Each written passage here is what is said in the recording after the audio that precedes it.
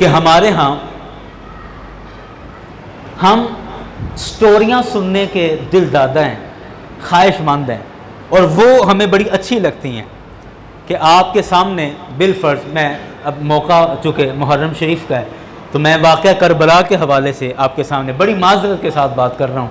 اگر کسی کے جی میں کوئی تنگی یا سختی آئے تو میں اولاً پیش کی معذرت کرتا ہوں کہ لیکن میری بات کو سمجھیے گا تھوڑا کہ ہم سٹوریاں سننے کے عادی ہیں، کہانیاں سننے کے عادی ہیں، ناول فسانے پڑھ پڑھ کے ہمارا مزاج یا فلمیں دیکھ دیکھ کر ہمارا مزاج بڑا فلمی اور ڈرامائی مزاج ہو گیا ہے.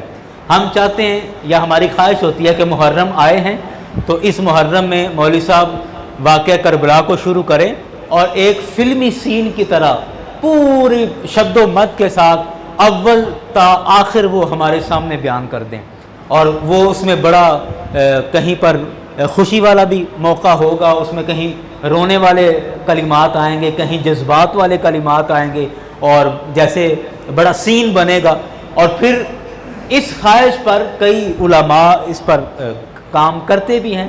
اب وہ ایک ایک چیز اس قدر تفصیل کے ساتھ بیان کر رہے ہوتے ہیں کہ مجھے نہیں سمجھ آتی کہ ان علماء کو کس نے بتایا کہ میدان کربلا میں یہ ہوا تھا.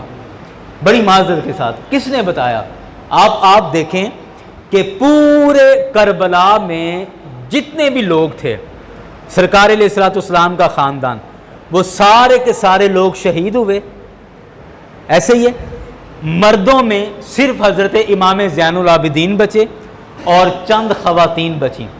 ایسا ہی ہے نا. اور حضرت امام زین العابدین کے بارے میں آپ تاریخ اٹھا کر دیکھ لیں، ان کے بارے میں آتا ہے کہ حضرت امام زین العابدین نے محرم کے یعنی یہ جب واقعہ کربلا ہوا تو اس کے بعد آپ کے دل پر ایسی چوٹ لگی کہ آپ اکثر رویا کرتے تھے اور بالکل مختصر کلام کیا کرتے تھے اور کئی دن تک کسی سے بات ہی نہیں کیا کرتے تھے. یعنی اس سارے واقعہ کربلا کا چشمدید گواہ حضرت امام زین العابدین ہیں، اور ان کے بارے تاریخ کی ساری کتابیں یہ کہہ رہی ہیں کہ جب یہ سانحہ ہوا، جن کا پورا خاندان لٹ جائے، وہ کہاں سٹوریاں سناتے ہیں. تو جب یہ سانحہ پیش آیا تو اس کے بعد وہ ہمیشہ کے لیے بالکل خاموش ہو گئے اور بڑی ضرورت کی بات کیا کرتے تھے اور ایسے نہیں بولا کرتے تھے، اور اکثر وقت ان کا رونے میں گزرتا تھا اور آنسو بہانے میں گزرتا تھا. تو مجھے بتائیں کہ یہ جو ایک واقعہ کربلا کے میدان کا کہ ایک گھوڑا اس طرف سے آیا اور دوسرا اس طرف سے آیا، انہوں نے نیچے دیکھا اور نیچے والے نے اوپر دیکھا، اس نے ایسے اشارہ کیا اور اس نے ایسے اشارہ کیا، یہ باتیں آپ کو کہاں سے پتہ چلیں؟ یہ ہمیں کس نے بتائی ہیں؟ اس لیے خدا کے واسطے رات بھی میری کچھ دوست بیٹھے تھے اور اسی موضوع پر بات ہو رہی تھی کہ حدیث آقا علیہ الصلوۃ والسلام کی احادیث ان کو محفوظ کرنے کا محدثین نے کتنا انتظام کیا ہے. آپ بھی جانتے ہیں، آپ نے کئی واقعات سنے کہ ایک حدیث لینے کے لیے کئی سینکڑوں میل کا محدثین سفر کیا کرتے تھے، اور ہر ایرے گارے بندے سے حدیث نہیں سن لیتے تھے بلکہ اس کے ماضی اور اس کے گزرے دن سارے لوگوں سے پوچھا کرتے تھے کہ یہ کہیں بندہ فراڈی تو نہیں ہے، یہ جھوٹا انسان تو نہیں ہے، اس کا کریکٹر کیسا ہے، لوگوں میں اس کا اٹھنا بیٹھنا کیسا ہے، یہ بندہ قابل اعتماد ہے یا نہیں ہے. اتنی چھان بین کرنے کے بعد پھر ایک حدیث کسی بندے سے لی جاتی تھی، اور پھر علم حدیث کو محفوظ کرنے کے لیے پورا ایک علم ایجاد کیا گیا جس کو اصول حدیث کہا جاتا ہے، اسماء الرجال کی جس کو کہا جاتا ہے، جس میں راویوں کی بحث کی جاتی ہے اور جس میں ایک راوی پر تبصرہ کیا جاتا ہے. اور حدیث کو محفوظ کرنے کا محدثین نے اتنا سخت انتظام کیا، اس کے باوجود آج ہمارے پاس سینکڑوں ضعیف حدیثیں موجود ہیں. بات سمجھ رہے ہیں نا. اس کے باوجود آج ہمارے پاس 20 مردود حدیثیں موجود ہیں، من گھڑت حدیثیں موجود ہیں آج کے دور میں. یعنی اتنی باریک چھلنی سے چھاننے کے بعد بھی ہمارے پاس ضعیف احادیث موجود ہیں اور موضوع اور من گھڑت حدیثیں موجود ہیں. تو آپ مجھے بتاؤ کہ تاریخ کے واقعات کی کیا گارنٹی ہے کہ یہ ہمارے پاس جس طرح پہنچے ہیں یہ بالکل سچے ہیں اور بالکل اسی طرح ہوا تھا؟ کہ تاریخ کی کتابیں اور تاریخ کے واقعات ان کو تو محفوظ کرنے کا اتنا زیادہ انتظام نہیں کیا گیا. میں انکار نہیں کر رہا، بالکل انکار نہیں کر رہا، لیکن میں اس وجہ سے کہہ رہا ہوں کہ ہمیں واقعات کی دلچسپی سے زیادہ ان کے مقصد اور مشن کے پیچھے چلنا چاہیے. امام علی مقام کا مقصد کیا تھا؟ امام علی مقام کا مشن کیا تھا؟ امام علی مقام نے کس رستے کی طرف ہدایت دی ہے؟ آپ کے مقاصد کیا تھے؟ آپ کا ان چیزوں کو بیان کرنا اور ان چیزوں کو ذہن میں رکھنا اور اس کے مطابق اپنی زندگی کو گزارنا، یہ اصل مقصد ہے.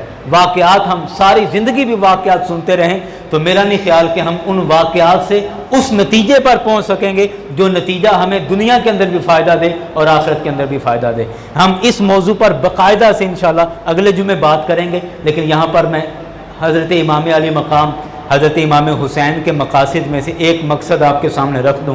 حضرت امام علی مقام کی زندگی کے مقاصد میں سے ایک مقصد یہ تھا کہ گردن کٹا دو لیکن کبھی باطل کی بیعت نہیں کرنی ہے. گردن کٹا دو لیکن کبھی کرپٹ آدمی کے پیچھے نہیں چلنا، غلط آدمی کے پیچھے نہیں چلنا. کرپٹ آدمی کی فرما برداری. اور بیعت کیا ہے؟ بیعت دراصل ایک ووٹ ہے کہ جو بندہ بیعت کرتا ہے، یہ گواہی ہے نا، ووٹ بھی ایک گواہی ہے، نام تبدیل ہے، ویسے کام ایک ہی ہے.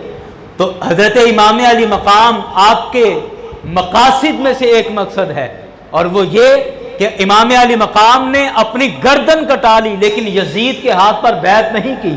یزید کیا چاہتا تھا؟ یہی کہہ رہا تھا، کہتا تھا کہ حضرت آپ صرف میری بیعت کر لیں، آپ باہر نہ نکلیں، آپ یہ نہ کریں کہ نظام حکومت کیسا چل رہا ہے، آپ چھوڑیں نظام حکومت کو، آپ مسجد میں بیٹھیں، مسجد نبوی کو آباد کریں، آپ لوگوں کو درس قرآن دیں، لوگوں کو درس حدیث دیں، لوگوں کو دین سکھائیں، ان کی تربیت کریں. اب حکومت میں کیا ہو رہا ہے، سسٹم کیا کر رہا ہے، نظام کیسا چل رہا ہے، آپ چھوڑ دیں ان ساری باتوں کو، حکومت ہمیں کرنے دیں اور آپ مسجد اور مدرسے آپ چلائیں. یہ یزید کا اصل موقف تھا. حضرت امام علی مقام نے کہا کہ میرے نانا نے سب سے پہلے مدینہ میں آ کر حکومت ہی تو قائم کی ہے.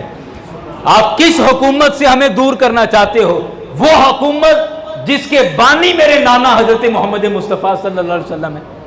حضرت سیدنا صدیق اکبر رضی اللہ عنہ، آپ نے کیا کیا ہے؟ حکومت ہی تو کی ہے. حضرت عمر فاروق رضی اللہ عنہ، حضرت عثمان غنی، حضرت علی المرتضیٰ شیر خدا رضی اللہ عنہ، حضرت امام حسن رضی اللہ، کیا کیا ہے؟ حکومتیں ہی تو کی ہیں. اور یزید بھی یہی کہتا تھا کہ آپ حکومت کی طرف نہ آئیں، باقی اپنے معاملات آپ جاری رکھیں، ہم آپ کو درہم اور دینار بھی بھیجتے رہیں گے، نذرانے ہدیے آپ کو بھیجتے رہیں گے، آپ کو کسی طرح کی پریشانی کی ضرورت نہیں ہے، لیکن آپ چھوڑ دیں کہ حکومت میں کیا چل رہا ہے. حضرت امام علی مقام نے کہا کہ ایسے شرابی اور ایسے زانی انسان کو نبی کا نواسہ کبھی بھی ووٹ نہیں دے گا، نبی کا نواسہ کبھی بھی اس کے ہاتھ پر بیعت نہیں کرے گا. اور یہ اسی لیے کہا کہ شاہ است حسین، بادشاہ است حسین، دین است حسین، دین پناہ است حسین، سرداد نہ داد دست در دست یزید. یہ فارسی کا ہے کہ سرداد نہ داد دست در دست یزید، کہ سر کٹا دیا لیکن اپنا ہاتھ یزید کے ہاتھ پر نہیں دیا. سرداد نہ داد دست در دست یزید، حقا کے بنائے لا الہ است حسین. کہتے ہیں یہی لا الہ الا اللہ محمد رسول اللہ کی بنیاد ہے کہ جابر اور گندے حکمران کے سامنے ڈٹ جاؤ اور کبھی بھی اس کے ہاتھ پر بیعت نہ کرو. حضرت امام علی مقام کا یہ نوجوانوں کو پیغام ہے.